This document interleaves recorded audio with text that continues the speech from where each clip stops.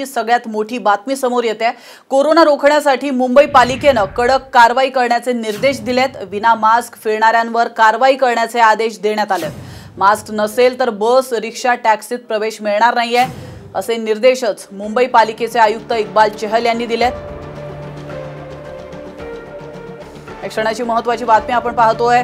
Corona रोखण्यासाठी मुंबई महानगरपालिकेने कडक कारवाई करण्याचे निर्देश दिलेले आहेत।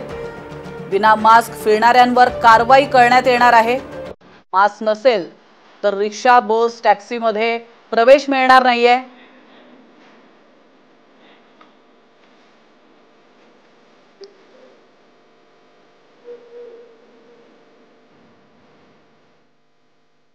तर एक ब्रेकिंग न्यूज आहे। नवरात्रोत्सवासाठी गृह विभागाने मार्गदर्शक सूचना जारी केल्यात। त्यानुसार नवरात्रात गरबा, दांडिया खेळण्यावर बंदी घालण्यात आली आहे। कोरोना संकटामुळे यंदा कोणतेही सण उत्सव साजरे झालेले नाहीयेत। आता नवरात्रातही गरबा, दांडियांवर बंदी घालण्यात आली आहे। या निर्णयामुळे गरबा प्रेमींची मात्र निराशा झाली आहे। तर नवरात्र उत्सवासाठी नियमावली काय आहे आपण पाहूया। सार्वजनिक मंडळात देवीच्या मूर्तीची उंची ही 4 फूट तर घरगुती मूर्तीची उंची 2 फूट असावी। पारंपरिक मूर्तींऐवजी धातूच्या मूर्तीचे, संगमरवराच्या मूर्तीचं पूजन करावं। गरबा, दांडिया सारख्या सांस्कृतिक कार्यक्रमांचं आयोजन करू नये। आरती, भजन, कीर्तनाला गर्दी होणार नाही याची काळजी घ्यावी।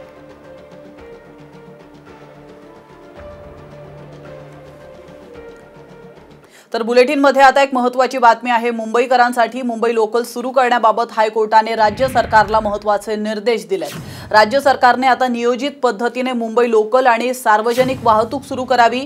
त्याचप्रमाणे अत्यावश्यक सेवांव्यतिरिक्त अन्य सेवांतील कर्मचाऱ्यांनाही त्यातून प्रवास करण्याची परवानगी देण्याबाबत विचार करण्याचे निर्देश न्यायालयाने दिलेत। राज्यात अनलॉकची प्रक्रिया सुरू झाल्यानंतर टप्प्याटप्प्याने अनेक गोष्टी सुरू झाल्यात।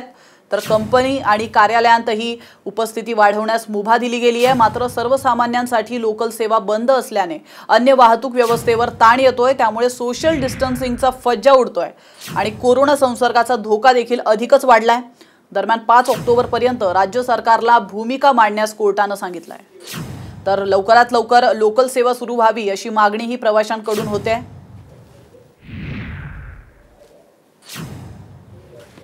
बसनी 1.5 घंटा लागतो। लेडीजने कधी घरी जाऊन काम करायचे, कसं काम करायचं? काम नाही केलं तर खायचं काय? बरोबर का नाही? त्याच्यासाठी लवकर ट्रेन चालू व्हायला पाहिजे। किती हाल होतात आमचे। त्या दिवशी आम्ही ट्रॅफिक जाम होतं, 11:30 घरी पोहोचलो तर 1 वाजता जेवण बनवून खाल्लं। बसची अवस्था बघा काही आहे। बसला प्रमाण एवढं आहे, सोशल डिस्टन्सिंगचा काहीच नाही आहे। एवढे बस भरून जातात खेचाखच। तर ट्रेन पण तीच अवस्था आहे। मग ट्रेन चालू केलं तर काय फरक आहे? आज आम्ही 4 बस चेंज करून येतोय। बरोबर जवळजवळ मला 6,000 रुपये खर्च येतो महिन्याला।